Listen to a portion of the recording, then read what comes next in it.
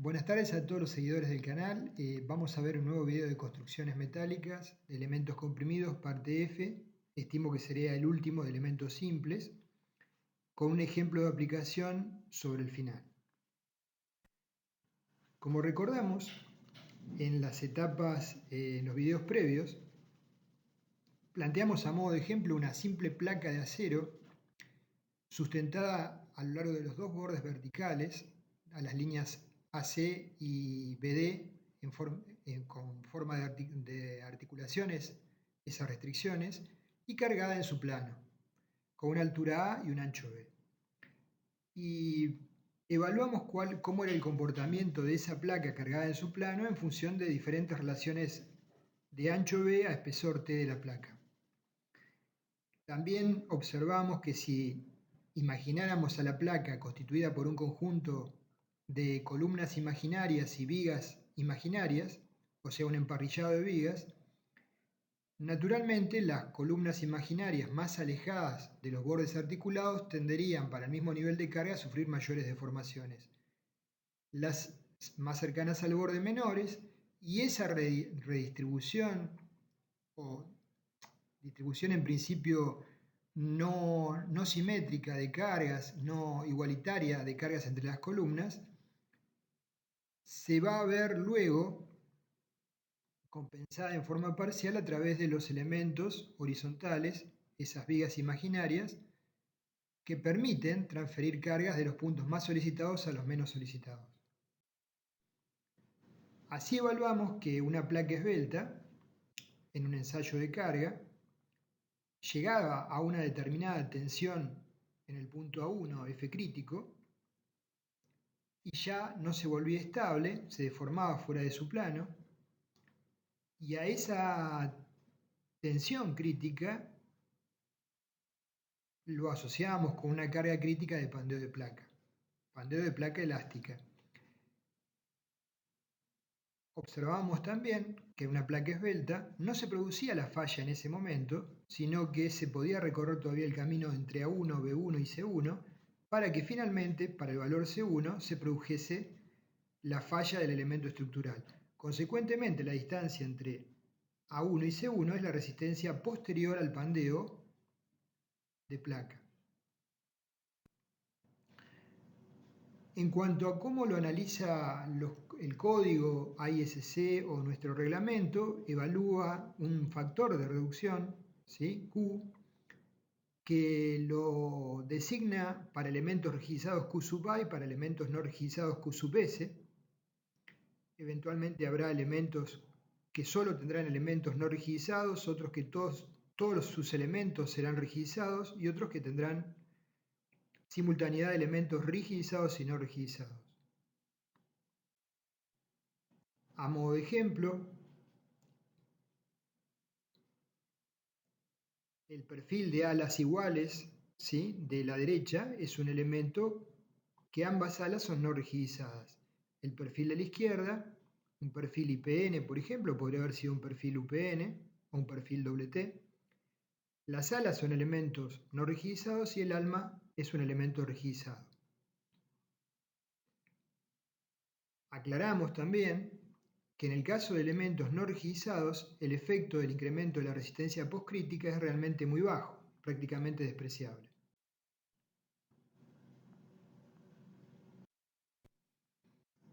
Entonces, vamos a tratar de definir cómo determinamos los valores de QA y QS para elementos no rigidizados y para elementos rigidizados. Comenzaremos por los elementos no rigidizados. La tensión crítica está dada por la ecuación FKI es la constante que vimos por K condiciones de borde por la esbeltez de placa, T sobre B al cuadrado. Y esa expresión es válida mientras el módulo de elasticidad del acero sea constante. ¿Hasta qué valor de tensión aproximadamente pasa esto? Bueno, aproximadamente hasta el orden de 0,5 de la tensión de fluencia. En el gráfico vemos un elemento de estas características solicitado a un momento flector, como el ala comprimida se vuelve inestable frente a las tensiones de compresión derivadas del momento flector. En los elementos no rigidizados sabemos que el efecto postcrítico no es muy relevante, La especificación considera que dicho efecto equivale a elevar el límite de proporcionalidad aproximadamente un valor cercano a 0,65 de Fi, tensión de fluencia del acero. Para la zona no elástica o anelástica, la especificación considera una variación lineal de la tensión crítica, vale decir que en la zona elástica la tensión de pandeo elástico es la que vimos, FKI igual a la constante por K dividido lambda al cuadrado. Y en la zona inelástica hay una variación lineal entre F crítico y FI. Los valores de K se adoptan para las distintas formas seccionales en función del grado de restricción entre alma y ala, y ya lo vimos en el video previo. El factor de reducción para elementos no rigidizados QS es igual a la tensión crítica dividido la tensión de fluencia del acero. Con base a esto surgen las expresiones de QS que se plantean a continuación y también surgen los límites de aplicación para las mismas. Si graficáramos tensiones en ordenadas y esbelteces seccionales B sobre T en abscisas, veríamos que para un elemento no rigidizado, mientras la relación B sobre T sea muy baja, menor que 10, puede llegar a la tensión de fluencia por compresión, hasta el punto A. Entre 10 y 20, aproximadamente, un poco más, 25, un poquito más de 20, tenemos la zona entre A y C, que hay una variación lineal, estamos en la zona de pandeo inelástico, y por encima de valores de 20, aproximadamente B sobre T, decrece rápidamente la tensión crítica, como observamos, y estamos en la zona de pandeo elástico. Hay tres zonas bien definidas, básicamente la que nos interesa es la de pandeo inelástico y pandeo elástico. En el apéndice B de la sección AB5 de nuestro reglamento se determinan los valores de QS según el tipo de perfil. En el caso A, por ejemplo, para ángulos simples muy utilizados o dobles, unidos en forma discontinua, el valor de QS se determina de la siguiente manera, como vamos a ver. P es el lado del ángulo, T es el espesor del mismo. Si la relación B sobre T está entre un valor de 0,45 raíz de E sobre FI y 0,91, QS es igual a una constante, 1,34, menos otra constante, 0,76, de la esbeltez local, B sobre T, por la raíz de FI sobre E, siempre menor o igual que 1. Son esbelteces medias. Si la esbeltez local B sobre T es importante, es mayor que 0,91 por raíz de E sobre FI, el coeficiente QS arriba a esta expresión, 0,53 por el módulo de elasticidad, dividido la tensión de fluencia sobre lambda al cuadrado menor o igual que 1. Vamos a ver un ejemplo, como les mencioné, sobre el final de este video, para que ustedes interpreten con mayor facilidad lo que estamos planteando. Para alas de perfiles laminados T, canales, alas de pares de ángulos en unión continua, ángulos y placas salientes, tenemos, para todos estos esquemas que estamos visualizando, tenemos otra expresión. Cuando B sobre T es mayor que 0,56 de raíz de E sobre FI y menor que 1,03, el valor de QS correspondiente es una constante menos 0,74 de lambda por raíz de FI sobre E menor o igual que 1. Esbelteces moderadas, locales. Para esbelteces más importantes locales, cuando B sobre T es mayor que 1,03 de raíz de E sobre FI, el valor de QS disminuye. Estamos en la parte de pandeo elástico, 0,69 por E sobre FI dividido lambda al cuadrado menor o igual que 1. Para otros tipos de elementos, alas, ángulos y elementos salientes de elementos armados, el valor de QS, fíjense ustedes siempre en el renglón, lo que define el renglón y el símbolo que está marcado, B y T, particular. Ese elemento particular es el que está contemplando en la expresión que a continuación se ve. Eso en cada uno de los casos. Entonces, en este caso tenemos, no los quiero cansar con esto, una relación B sobre T intermedia, El valor de QS es el que pueden visualizar, una constante, 1,41,5 menos 0,75 de B sobre T lambda, por raíz de FI dividido Kc por E. Acá interviene Kc porque tiene que ver el grado de vinculación de ese elemento en particular con el aledaño. Para esbelteces locales mayores, el valor de QS es 0,9 por E sobre raíz de FI por lambda cuadrado por Kc menor o igual que 1. Respecto del coeficiente Kc, lo podemos obtener de la siguiente forma. Kc es igual a 4 dividido la raíz de h, la altura del alma en centímetros, sobre Tw es el espesor del alma en centímetros. En general oscila entre 0,35 y 0,76. Para otro tipo de secciones no contempladas se puede adoptar 0,76. Con respecto al diseño de elementos comprimidos no rigidizados, es lo que acabamos de ver, y cómo obtener los valores de QS. Sí. Con respecto al diseño de elementos comprimidos rigidizados, el fenómeno se da de otra forma. Hay una resistencia postcrítica que puede ser importante, ¿sí? Y se cuantifica a través de un ancho denominado ancho efectivo reducido, B sub B. El ancho efectivo reducido de un elemento esbelto es menor que el real. Esto significa que no todo el elemento puede llegar a la tensión de fluencia o a una tensión máxima dada. La sección del elemento que alcanza la fluencia o la tensión máxima dada es entonces B efectivo por el espesor T, cuando el ancho físico B es mayor que B efectivo. En elementos comprimidos rigidizados se debe determinar entonces el ancho efectivo reducido, ¿sí? B sub B, para cada elemento componente de la sección. Por ejemplo, en una sección cajón, donde la altura es mayor que el ancho, se tendrá que determinar para las alas el ancho efectivo y para las almas el ancho efectivo.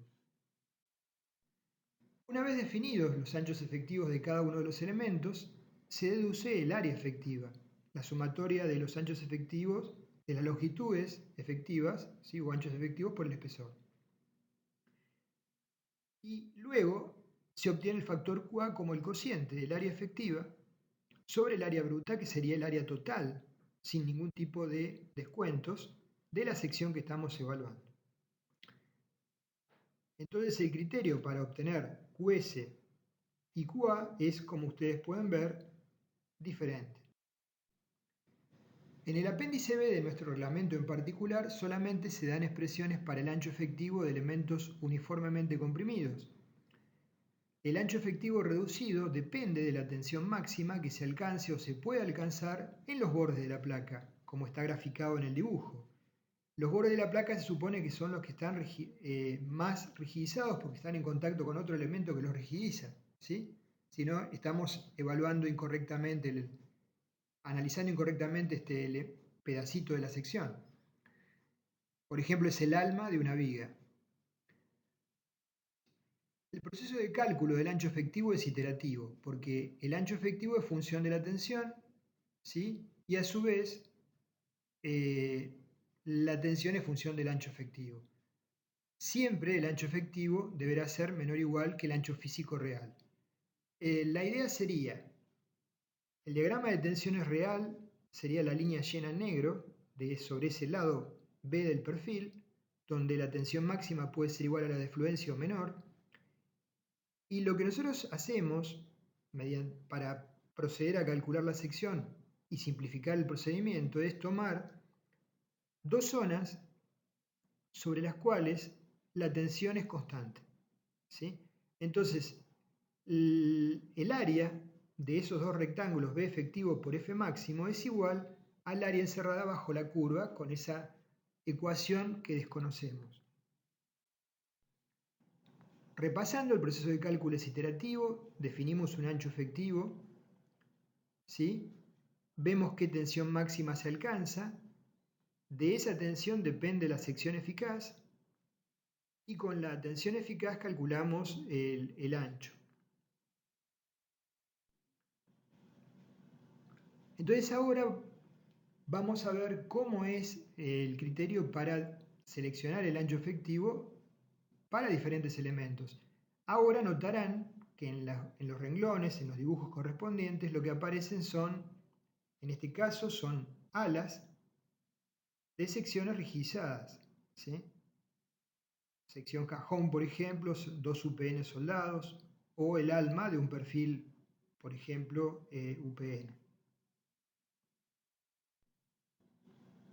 En este caso, para B sobre T mayor que 1,40 por raíz de E sobre F, la máxima tensión alcanzable en los bordes rigidizados, el ancho efectivo se define como una constante 1,91 por T es el espesor, por la raíz de E sobre F, esa tensión máxima, multiplicada por el término entre paréntesis que es 1 menos una constante 0,38 dividido el esbeltez por la raíz de E sobre F. Para otros tipos de elementos comprimidos, designados en la tabla que es bastante extensa, renglones 10 y 12, el ancho efectivo se determina con esta expresión. P sobre T mayor que 1,49 a raíz de E sobre F. Si ocurre eso, la esbeltez local es mayor, efectivo es igual a la expresión que ustedes visualizan, que es muy similar a la anterior. Lo paso rápido porque desde el punto de vista práctico, operativo, como ya lo vamos a ver en el ejemplo, cuando ustedes tengan que trabajar simplemente tendrán las expresiones y las tablas a mano y tendrán que consultar. Esto no hay que, bajo ningún punto de vista, tratar de memorizarlo, no tiene ningún sentido. Para elementos tubulares con sección circular, con relaciones de diámetro-espesor dentro de estos límites, D sobre T, D es el diámetro, T es el espesor del tubo circular, entre 0,11 de sobre FI y 0,45 de E sobre FI, el valor de QA es el que pueden visualizar, en función del módulo de elasticidad, numerador, y como cociente tienen la tensión de fluencia y la esbeltez local del tubo, D sobre T. D va en centímetros y el espesor T va en centímetros. D es el diámetro externo del tubo. En resumen, la resistencia de diseño conformado por elementos esbeltos a compresión está definida para esbelteces intermedias o reducidas, lambda c por raíz de q menor o igual que 1,5 por la expresión que habíamos visto en los videos precedentes de pandeo en elástico. F crítico, la tensión crítica de pandeo, es q, que multiplica 0,658 elevado a la q por lambda c al cuadrado por fi. Expresión que surgía de cubrir esas distintas curvas que podían presentarse, en los eurocódigos eran 5, en el Comité de Estabilidad Estructural americano eran 3, y se adoptaba una finalmente. Para lambda c por raíz de q mayor que 1,5, tenemos como tensión crítica la tensión crítica de Euler, afectada por un coeficiente de reducción, fi sobre lambda c al cuadrado, multiplicada por 0,877. Con Q igual a QS por QA, donde Q es igual a QS si solo la sección tiene elementos no rigidizados, Q es igual a QA si todos los elementos son rigidizados. En el primer caso sería, por ejemplo, un hierro ángulo de alas iguales o desiguales. En el segundo caso sería un tubo estructural. Si la sección tiene elementos rigidizados y no rigidizados, como podría ser un perfil T o un perfil UPN, QS va a ser igual al producto de QS por QA.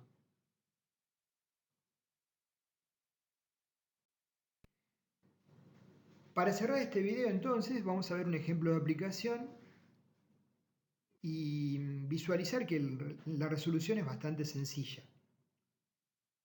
Tenemos un tubo estructural que lo hemos conformado mediante 4 chapas armadas de 14,5 centímetros de lado por 1,6 milímetros de espesor.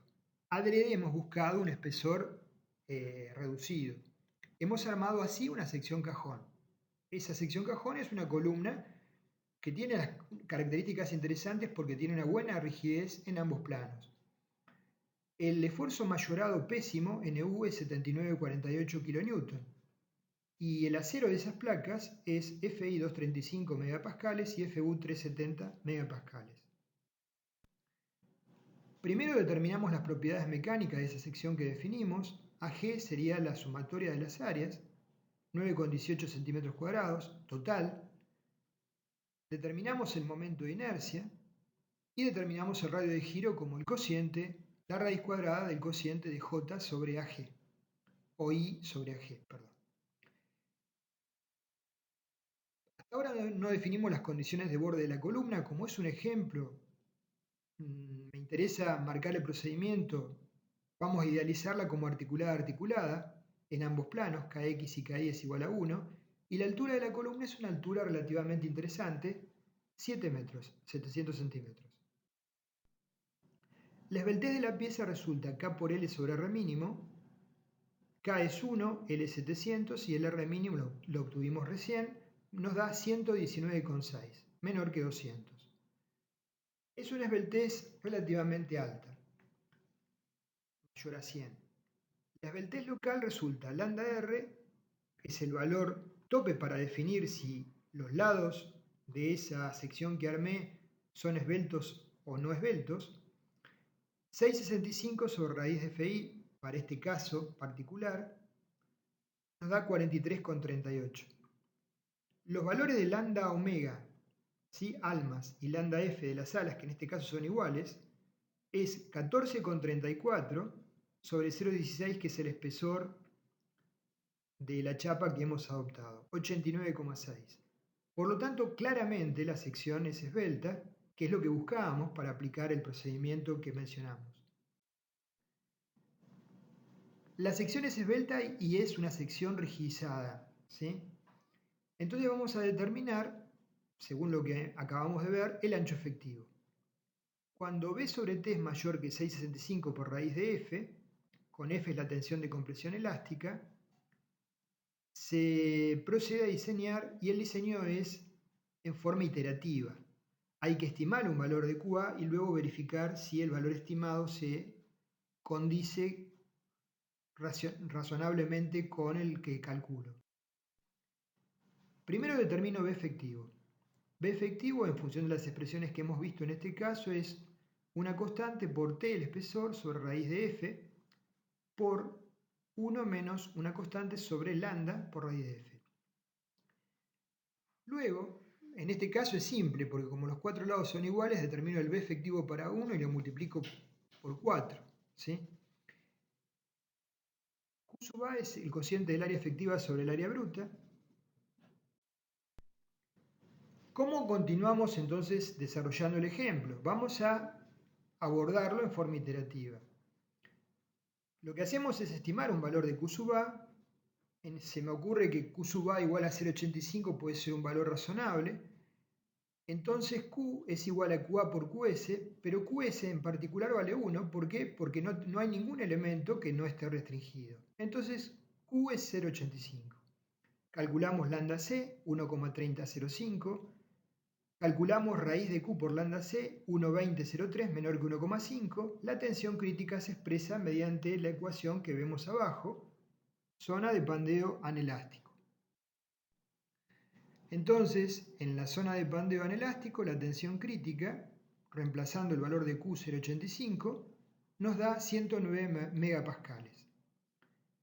Para determinar el ancho efectivo, ahora adoptamos la tensión F igual al factor de reducción Φc por F crítico, el F crítico que obtuvimos recién. El factor de reducción es 0,85. Entonces F crítico es 0,85 por 109, 92,65. Vamos ahora a definir el valor de B efectivo en función de esta tensión.